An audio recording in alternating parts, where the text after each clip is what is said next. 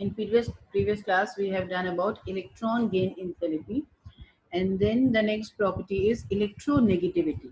Now, what this electronegativity is? Actually, electronegativity is a qualitative measure of the ability of an atom in a chemical compound to attract shared pair of electron towards itself. As I've told you in the morning also, that it is a property of shared pair of electrons. And if we talk about the definition, so the tendency of an atom of an element to attract the shared pair of electron toward itself in a covalent bond is called as electronegativity. Students, we know that covalent bond is formed by mutual sharing of electrons between two atoms, है ना? एक electron दूसरा electron both have a mutual sharing कि भाई चल तू भी इसको यूज कर ले मैं भी यूज कर लेता हूँ, and in this way they form the covalent bond. All the covalent bonds are not similar, but so in order to understand the nature of the covalent bond between atoms, a new concept which is called as electronegativity has been introduced. और किसने introduce किया था इसे? There was a scientist named as Pauling. Pauling ने इसे introduce किया था. क्या बोला उसने? उसने बोला greater the electronegativity of an element, greater will be its tendency to attract the shared pair of electron towards itself. Like when I was giving you the example of hydrochloric acid, HCl. In HCl, chlorine is having more electronegativity. Chlorine is more electronegative in nature as compared to hydrogen. So it has a more tendency to attract the electron toward itself. आप लोग जब अभी polar nature के बारे में पढ़ेंगे, dipole movements के बारे में पढ़ेंगे और आगे पढ़ते रहेंगे, तो आपको इलेक्ट्रोनेगेटिविटी जैसे जैसे प्रैक्टिस करेंगे आपको ये क्लियर होता रहेगा. ये कंसेप्ट इतना बड़ा, इतना वास्ट है, कहने को तो बहुत छोटा सा अभी मैं एक वीडियो में समझाऊंगी, हो गया खत्म. बट इसके जो एप्लीकेशंस हैं वो इतने ज्यादा वास्ट हैं कि जैसे जैसे आप यूज करोगे वैसे वैसे आपको समझ में आता रहेगा कि क्या है ये property. So what we were saying कि greater the electronegativity of an atom, greater will be its tendency to attract the shared pair of electrons. So unlike that other atomic properties जैसे हमने ionization enthalpy में पढ़ा या electron gain enthalpy में पढ़ा, which are related to individual gaseous atom, हमने बोला था कि isolated gaseous atom, the electronegativity is related to the atoms in the bonded state. ये isolated form में नहीं होगा, ये किस में होगा? Bonded form में. So electronegativity values of different elements are not measured by our derived. हम इसे क्या करते हैं? derive करते हैं. और ये कैसे होती है? relative values होती हैं. तो इसके लिए हमारे पास बहुत सारे मेथड्स हैं इलेक्ट्रोनेगेटिविटी मेजर करने के लिए, क्योंकि आपको मैंने बोला कि ये हमारा क्या है? कंपैरिजन है, और इसमें हम डिराइव करते हैं इसको कि किस तरीके से दो, अगर हमारा जो एटम है बॉन्डेड स्टेट में होगा तो एक के साथ दूसरे का कंपैरिजन करेंगे और हमें रिलेटिव वैल्यू मिलेगी which is called as electronegativity. तो इसके लिए बहुत सारे साइंटिस्ट ने अपने बहुत सारे अलग अलग स्केल दिए थे, समझते हैं हम उन्हें. तो इसमें जो सबसे कॉमन था वो था पॉलिंग स्केल, है ना. तो क्या है इलेक्ट्रोनेगेटिविटी? जैसे दो लोग हैं, एक के पास ज्यादा पावर है तो ऑब्वियसली उसकी तरफ खींचा चला जाएगा इलेक्ट्रॉन, है ना. ये जो मोटे से हैं हमारे भाई साहब, इनके पास जरा है इलेक्ट्रॉन्स, चले जाएंगे. So electronegativity is the measure of the ability of an atom in a bond to attract electron. कि दो में अगर शेयरिंग हो रही है तो किसकी बॉन्डिंग ज्यादा है? हो सकता है दोनों की पावर इक्वल हो इलेक्ट्रॉन्स को अपनी तरफ अट्रैक्ट करने की, तो इलेक्ट्रॉन्स बीच में रहेंगे. जैसे अभी जो हमने बनाया हुआ है उसमें बीच में है इलेक्ट्रॉन्स. लेकिन अगर किसी की भी इलेक्ट्रोनेगेटिविटी ज्यादा है तो इलेक्ट्रॉन्स उसकी तरफ रहेंगे. तो ये पॉलिंग नाम के हमारे एक साइंटिस्ट थे जिन्होंने इलेक्ट्रोनेगेटिविटी को मेजर करा और बताया हमें. जैसे अगर हम बात करें तो पूरे पीरियोडिक टेबल में fluorine has the highest electronegativity. Fluorine is most electronegative in nature. वैसे तो सारे हेलोजेंस जो होते हैं वो इलेक्ट्रोनेगेटिव होते हैं. पूरे पीरियोडिक टेबल की अगर हम कंपैरिजन करें तो ग्रुप 17 के जो हमारे एलिमेंट्स हैं यानी जो हेलोजेंस हैं वो सबसे ज्यादा इलेक्ट्रोनेगेटिव होते हैं नेचर में. और हेलोजेंस में भी अगर हम कंपेयर करें तो सबसे ज्यादा जो इलेक्ट्रोनेगेटिव है नेचर में दैट इज फ्लोरीन. हालांकि फ्लोरीन के बाद ऑक्सीजन एंड नाइट्रोजन, इन दोनों का भी नंबर आता है, ये भी काफी ज्यादा इलेक्ट्रोनेगेटिव है. तो बोला जाता है फोन, FON, ये तीनों जो हैं बहुत ज्यादा इलेक्ट्रोनेगेटिव होते हैं. तो फोन से आप याद रखो कि fluorine and then oxygen and then nitrogen. इनको अगर अरेंज करना हो तो आप इस तरीके से अरेंज कर सकते हैं कि सबसे ज्यादा इलेक्ट्रोनेगेटिव होगा fluorine and then oxygen and then nitrogen. Fluorine की देख सकते हो आप इलेक्ट्रोनेगेटिविटी जो है दैट इज 4. वो पॉलिंग ने एज्यूम की थी. हाईएस्ट इलेक्ट्रोनेगेटिव तो ये है नेचर में, बट जब पॉलिंग ने फर्स्ट सबसे पहले बताया था कि इस एलिमेंट की कितनी इलेक्ट्रोनेगेटिव नेचर होगी उसने एज्यूम कर लिया था कि फ्लोरीन की 4 है, और उसके बाद उसने फ्लोरीन से सबको कंपेयर करके देखा तो बाकी सबकी इलेक्ट्रोनेगेटिविटी भी उसके पास आ गई। तो ये कुछ एलिमेंट्स हैं जिनकी इलेक्ट्रोनेगेटिविटी हमने निकाली है। तो किस पर निकाली है? This is based on bond dissociation energy. Polling ने जो इलेक्ट्रोनेगेटिविटी मेजर की थी वो किस पे मेजर की थी? Bond dissociation energy. What he has said, he has suggested that if two atoms suppose A and B has the same electronegativity, अगर कोई हमारे पास दो एटम है जिनकी इलेक्ट्रोनेगेटिविटी क्या है? सेम है, तो क्या होगा? Then the bond enthalpy, bond enthalpy क्या होती है डिटेल में तो आप बाद में पढ़ोगे। बॉन्ड इंथैल्पी होती है कि जब दो बॉन्ड बनते हैं तो वो जितनी एनर्जी रिलीज करते हैं, जब दो एटम्स जुड़कर एक बॉन्ड बनाते हैं तो वो एनर्जी रिलीज करते हैं, उस एनर्जी को बॉन्ड इंथैल्पी कहते हैं। मैं छोटा सा शॉर्ट में बता रही हूँ, बाकी आप आगे आने वाले चैप्टर्स में पढ़ने वाले हैं डिटेल में। अभी आप सिर्फ इतना याद रखो कि देन द बॉन्ड इंथैल्पी जो है A and B would be equal to the geometrical mean of the bond enthalpies of A and A B. Clear? कि ए को अगर हम बॉन्ड बना रहे हैं और ए बी का अगर हम बॉन्ड बना रहे हैं तो उसकी कोई ना कोई बॉन्ड डिसोसिएशन इंथैल्पी होगी या बॉन्ड इंथैल्पी होगी। ध्यान से सुनो, जब ए और ए के बीच में बॉन्ड बनेगा तब कोई उनकी बॉन्ड इंथैल्पी होगी, जब बी और बी एटम के बीच में बॉन्ड बनेगा तब भी उनकी कोई बॉन्ड इंथैल्पी होगी। क्लियर? और अगर हम क्या कह रहे हैं कि ए और बी की इलेक्ट्रोनेगेटिविटी अगर सेम है, ठीक है, उस सिचुएशन में हम बात कर रहे हैं, तो ए और बी के जो बॉन्ड बनेगा उसके बीच में भी कोई बॉन्ड इंथैल्पी होगी। तो उसने क्या बोला था कि जो ए बी का बॉन्ड बनेगा, जो कंपाउंड है ये ए बी, इसकी बॉन्ड इंथैल्पी जो है वो ए और ए बी की बॉन्ड इंथैल्पीज के ज्योमेट्रिकल मीन के बराबर होगी। यानी उन दोनों को मल्टीप्लाई करके अगर हम उसका अंडर रूट निकाल दें तो वो जो बॉन्ड इंथैल्पी आएगी हमारी वो ए बी की आएगी, अगर दोनों की इलेक्ट्रोनेगेटिविटी सेम है तो। बट पॉलिंग ने ऑब्जर्व क्या करा, ये जो रिलेशन है ये हमारा बेस था ऑन द एजम्पशन कि प्योर जो कोवेलेंट बॉन्ड है A2 और AB का और AB का, ये प्योर कोवेलेंट बॉन्ड बना रहे हैं। ए जब आपस में बना रहे हैं बॉन्ड वो भी कोवेलेंट है, बी जो आपस में बॉन्ड बना रहे हैं वो भी कोवेलेंट है, और ए और बी जो आपस में बॉन्ड बना रहे हैं वो भी कोवेलेंट है, और ए और बी की इलेक्ट्रोनेगेटिविटी बराबर है। तो in that case A B का जो हमारा बॉन्ड इंथैल्पी होगा वो ए और ए बी के बॉन्ड इंथैल्पीज का ज्योमेट्रिकल मीन होगा, यानी उनका मल्टीप्लाई करके उनका हम अगर अंडर रूट निकालते हैं उसके बराबर होगा, ऐसा पॉलिंग ने बोला। बट पॉलिंग ने ऑब्जर्व क्या करा? Polling observe that for most of the AB bonds the actual bond enthalpy is more than the geometrical mean of bond enthalpies of EAA and EBB. This means what? This means that the two participating atoms have different tendencies to share the to attract the share pair of electrons. उसने observe क्या करा? देखो rule के according क्या होना चाहिए था कि ए बी की बॉन्ड इंथैल्पी जो है वो इन दोनों की ए और ए बी के बॉन्ड इंथैल्पी के ज्योमेट्रिकल मीन के बराबर होनी चाहिए थी। लेकिन पॉलिंग ने ऑब्जर्व करा कि ज्यादातर मॉलिक्यूल्स में ए बी की जो बॉन्ड इंथैल्पी है वो ज्योमेट्रिकल मीन से ज्यादा आ रही है। तो अगर ज्यादा आ रही है तो इसका मतलब क्या हुआ कि इन दोनों की इलेक्ट्रोनेगेटिविटी सेम नहीं है, इलेक्ट्रोनेगेटिविटी में डिफरेंस है, क्योंकि उसने जो एज्यूम किया था वो इलेक्ट्रोनेगेटिविटी सेम के बेस पर एज्यूम किया था।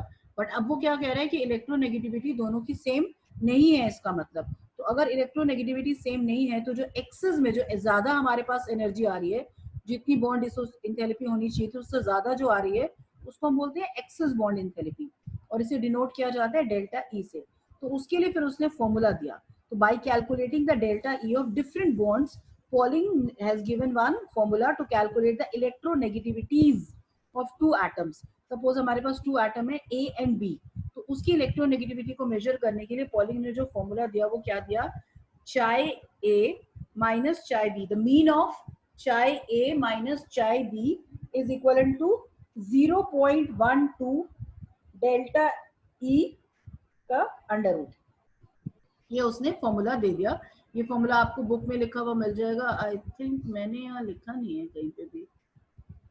नहीं, ये तो मुलिकन का आ गया ना, पॉलिंग का मैंने लिखा नहीं है, मैं भूल गई लिखना।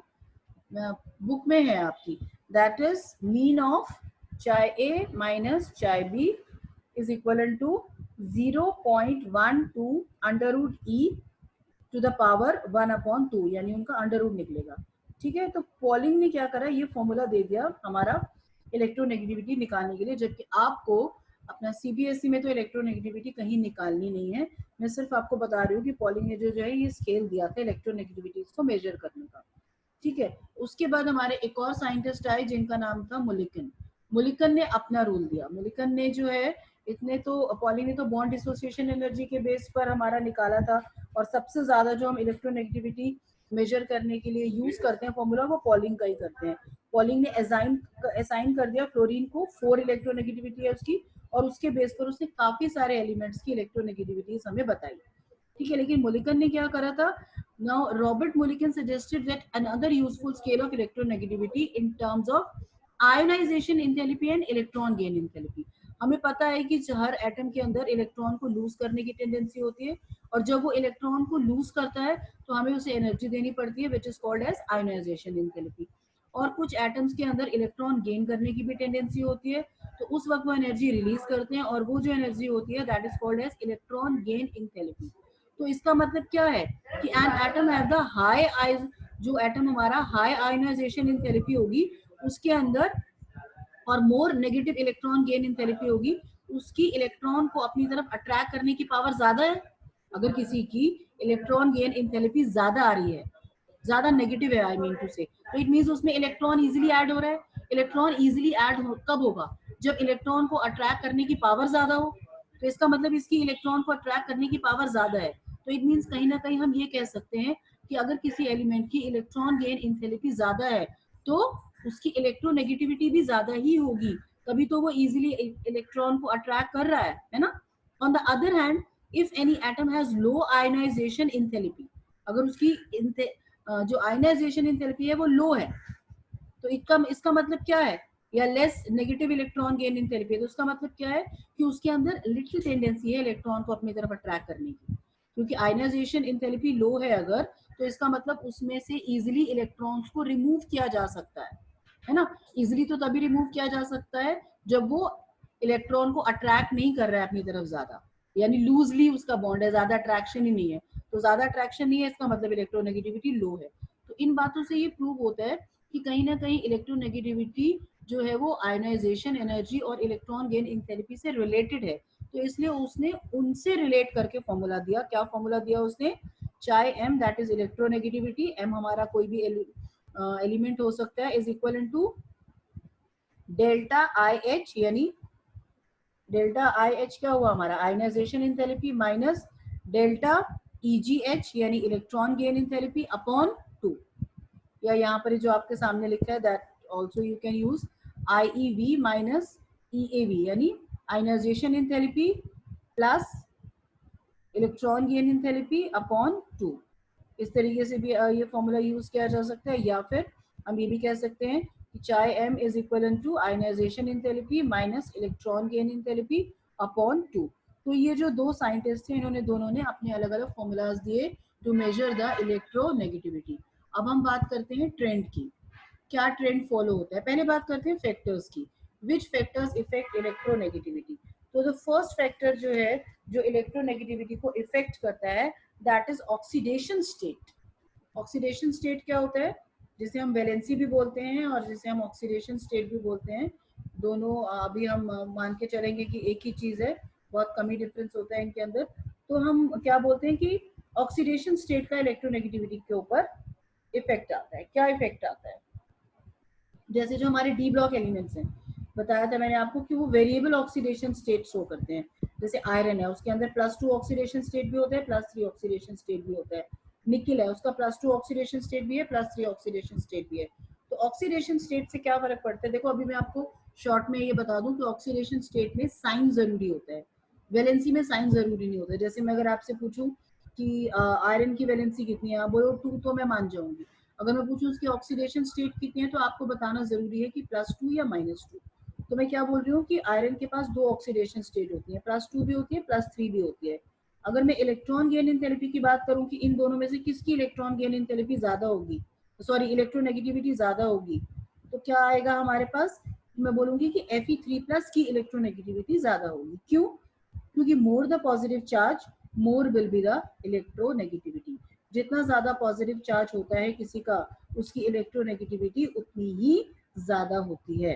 क्योंकि पॉजिटिव चार्ज मतलब अब वो उसको, उसके पास पॉजिटिव चार्जेस ज्यादा है, यानी अब उसको इलेक्ट्रॉन चाहिए, नेगेटिव चार्ज चाहिए अपने आप को न्यूट्रलाइज करने के लिए। तो वो इलेक्ट्रॉन्स को खींचेगा ज्यादा पावर से, यानी उसकी इलेक्ट्रोनेगेटिविटी ज्यादा होगी। Clear? And more the negative charge lesser will be the electronegativity, क्योंकि ऑलरेडी उसके पास बहुत ज्यादा नेगेटिव चार्ज है, और ज्यादा इलेक्ट्रॉन्स को अगर वो अट्रैक्ट करेगा तो रिपल्शन होने लगेगा, इसलिए उसकी इलेक्ट्रोनेगेटिविटी कम होती है। तो ऑक्सीडेशन स्टेट पर कैसे डिपेंड करता है? More the positive charge more will be the electronegativity, more the negative charge lesser will be the electronegativity. Then आता है हमारे पास सेकंड फैक्टर जिस पे डिपेंड करता है हमारा ionisation enthalpy, that is types of hybridisation. Hybridisation क्या होता है ये तो आप आगे क्लासेस में पढ़ेंगे, लेकिन अभी मैं आपको शॉर्ट में बताती हूँ कि sp, sp2, sp3 तीन टाइप का ये हाइब्रिडाइजेशन होता है। ठीक है? sp का मतलब क्या है कि उसमें s कैरेक्टर कितना होगा 50% और p कैरेक्टर कितना होगा 50%। sp2 अगर किसी की हाइब्रिडाइजेशन है तो उसमें s कैरेक्टर होगा 33% और p कैरेक्टर होगा उसका 67% अप्रॉक्स। sp3 अगर किसी का हाइब्रिडाइजेशन है तो उसमें s कैरेक्टर होगा 25% और p कैरेक्टर होगा 75%। तो अब क्या होता है कि more the s character more is the electronegativity, जितना ज्यादा s कैरेक्टर होता है इलेक्ट्रोनेगेटिविटी उतनी ज्यादा होती है। क्या? एस कैरेक्टर, क्योंकि एस ब्लॉक जो है वो सबसे ज्यादा होता है न्यूक्लियस के पास, इसलिए उसके पास इलेक्ट्रॉन्स को अट्रैक्ट करने की पावर सबसे ज्यादा होती है। इसलिए किसी भी एलिमेंट की हाइब्रिडाइजेशन में अगर हमें लगता है कि sp हाइब्रिड है वो, तो उसकी इलेक्ट्रोनेगेटिविटी सबसे ज्यादा होगी, सेकंड नंबर पर sp2 और थर्ड नंबर पर sp3। तो क्या मतलब हुआ हमारा कि टाइप ऑफ हाइब्रिडाइजेशन में more the S character more the electronegativity. और थर्ड फैक्टर आता है obviously atomic radius. So atomic radius जितना ज्यादा इलेक्ट्रोनेगेटिविटी उतनी कम, क्योंकि एटॉमिक रेडियस जितना ज्यादा होगा न्यूक्लियर का चार्ज उतना कम हो जाएगा, है ना? न्यूक्लियर का चार्ज जितना कम इलेक्ट्रोनेगेटिविटी भी उतनी ही कम होगी। तो इलेक्ट्रो एटमिक साइज और न्यूक्लियर चार्ज वाला वही हमारा रिलेशन है जो हमारा इलेक्ट्रॉन गेन एंथैल्पी या फिर आयोनाइजेशन एंथैल्पी में चल रहा था। सेम वही कि electronegativity is inversely proportional to atomic radius and proportional to nuclear charge. Clear? And then proportional to positive charges and inversely proportional to negative charges and proportional to s character. Clear? ये सब इसके factors हैं। अब अगर हम बात करें trend की, तो ट्रेंड क्या होगा? सेम वही ट्रेंड चलेगा जो इलेक्ट्रॉन गेन एंथैल्पी में चल रहा था और जो आयोनाइजेशन एंथैल्पी में चल रहा था। रीजन है size. Along a period, size decreases, so electronegativity increases. Down the group, size increases, so electronegativity decreases. Though there are also some exceptions, क्योंकि अगर exceptions नहीं होते तो हम केमिस्ट्री को केमिस्ट्री नहीं मानते, है ना? तो हेलोजेंस जो हैं वो पीरियोडिक टेबल में काफी राइट पर हैं, इसलिए और राइट में जाने पर हमारी इलेक्ट्रोनेगेटिव नेचर बढ़ती है। तो हम कह सकते हैं कि जो हमारे हेलोजेंस हैं दे आर वेरी इलेक्ट्रोनेगेटिव, या हम ये बोले कि अगर कि ये वाला जो ग्रुप है हेलोजन का ये मोस्ट इलेक्ट्रोनेगेटिव होता है नेचर में इन पूरे पीरियोडिक टेबल में, तो कोई गलत बात नहीं होगी। अच्छा, अब अगर हम इलेक्ट्रोनेगेटिविटी के बेस पर ये डिसाइड करना चाहें कि कोई कंपाउंड जो है, कोई दो एलिमेंट जो हैं उनके बीच में आयनिक बॉन्ड बनेगा या कोवेलेंट बॉन्ड बनेगा इलेक्ट्रोनेगेटिविटी के बेस पर, तो how we can decide? Simple है कि electronegativity is what? It is a measure of ability of an electron in a bond to attract the electrons. तो अगर किसी एक की पावर बहुत ज्यादा है तो वो अपनी तरफ पूरा का पूरा अट्रैक्ट कर लेगा इलेक्ट्रॉन्स को। जैसे अगर फ्लोरीन और कार्बन की बात करें तो फ्लोरीन की इलेक्ट्रोनेगेटिविटी कार्बन के कंपैरेटिवली बहुत ज्यादा होती है, तो it will give a strong pull to the carbon, और कार्बन के इलेक्ट्रॉन्स को सब अपनी तरफ ये खींच लेगा, है ना? तो इन दैट केस क्या होगा? अगर पूरा का पूरा कोई अपनी तरफ ही इलेक्ट्रॉन खींच लेता है, जैसे यहाँ पर ये हमारे जो मिस्टर सोमू है, ये पूरा का पूरा खींचने की ताकत रखते हैं, बेचारा छोटा सा पतला सा, उससे तो क्या होगा? सारे इलेक्ट्रॉन्स इनके पास आ जाएंगे। तो यहाँ बॉन्ड कैसा बनना चाहिए? इलेक्ट्रोनेगेटिव आयनिक। यानी अगर इलेक्ट्रोनेगेटिविटी में बहुत ही ज्यादा डिफरेंस हो, वेरी लार्ज डिफरेंस, तो हमारा बॉन्ड कैसा बनना चाहिए? आयनिक। जब इक्वल हो इलेक्ट्रोनेगेटिविटी तब तो कोवेलेंट बनेगा ही, लेकिन जब थोड़ा डिफरेंस हो, बहुत ज्यादा डिफरेंस नहीं भी हो, तब भी हमारा कैसा बनता है? कोवेलेंट बॉन्ड ही बनता है। हाँ, लेकिन उसमें हमारा थोड़ा सा इलेक्ट्रॉन्स जो हैं जिसकी पावर ज्यादा है उसकी तरफ थोड़ा ज्यादा अट्रैक्टेड रहते हैं, जिसकी वजह से कुछ होता है जिसे हम डायपोल मूवमेंट कहते हैं। वो हम चैप्टर 4 में पढ़ेंगे उसके बारे में, ठीक है, क्या होता है। हाँ, लेकिन अगर दोनों तरफ पावर ज्यादा है तो एक ऐसा कोवेलेंट बॉन्ड बनेगा जो बिल्कुल हमारा कैसा होगा, न्यूट्रल टाइप का होगा, यानी जिसमें इलेक्ट्रॉन्स बीच में रहेंगे।